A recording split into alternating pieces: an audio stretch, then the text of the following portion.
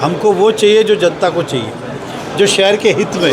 हमें व्यक्तिगत कोई मेरा घर क्लस्टर में नहीं आ रहा है या हमें कोई तकलीफ़ नहीं है, लेकिन मीरा भाईंदर में जिस तरह से चुनी बिल्डिंगें बनी है उसकी परिस्थिति देखते तो क्लस्टर मीरा भाईंदर में सक्सेस हो नहीं सकता है। क्लस्टर के लिए 18 मीटर के कम से कम रोड चाहिए।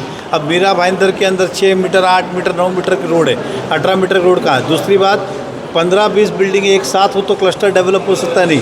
आज देखेंगे तो आप 2 साल में जितनी बिल्डिंगें टूटी है वो सब बेघर है और बिल्डिंग डेवलपमेंट से वंचित है। उनको वापस से परमिशन नहीं मिल रहा है क्योंकि बिल्डिंग में तो 10,000 मीटर का प्लॉट कम से कम चाहिए। तो इसलिए हम कहते हैं कि क्लस्टर हटाओ और ऑप्शनल रखो। जिसके पास 20 बिल्डिंग का ग्रुप आता तो उनको दीजिए ना, हम का ना बोल रहे, लेकिन जो नहीं है उसको आप वंचित कैसे। और फिर भी आपको लगता है खाली करने का है तो फिर बदले में उनको मकान दो, रीएकोमोडेट करो उनको, ताकि आप उनको खाली करा के फिर रखो। आप खाली भी करेंगे, परमिशन भी नहीं देंगे, घर भी नहीं देंगे तो ये पाकिस्तान से थोड़ी आए, देश के वासी है। सर, नया यूडीसीपीआर के अंतर्गत क्लस्टर योजना लागू करना चाहिए, ये कंपलसरी किया गया है, क्या कहेंगे? वही तो कह रहा हूँ कि क्लस्टर यूनिफाइड डीसीआर के हिसाब से नहीं था, अलग से क्लस्टर लाया गया। जब भारतीय जनता पार्टी की सत्ता मीरा भाईंदर में थी तब भी एक क्लस्टर का प्रस्ताव आया था, तो महानगर पालिका में एक क्लस्टर का प्रस्ताव हमने रिजेक्ट कर दिया था क्योंकि शहर हित में नहीं था।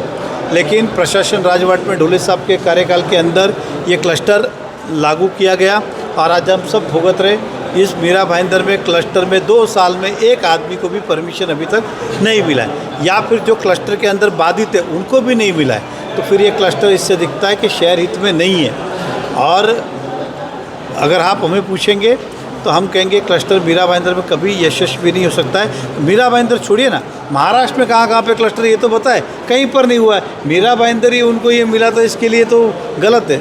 हमने जितनी बार मीटिंग ली है उसके अंदर हमेशा उन्होंने कोई ना कोई समाधान करने का रास्ता, ठीक है क्या तकलीफ़ें हम सॉल्व करते हैं, क्या तकलीफ़ें हम सॉल्व करते हैं, लेकिन एक तकलीफ़ ख़त्म होती है दूसरी आती है, इसलिए इसको रद्द किए बगैर कोई पर्याय नहीं है। और हमारी तो पूरी मांग है, मैं भी सरकार से अपनी मांग रखने वाला हूँ कि इसे रद्द किया जाए।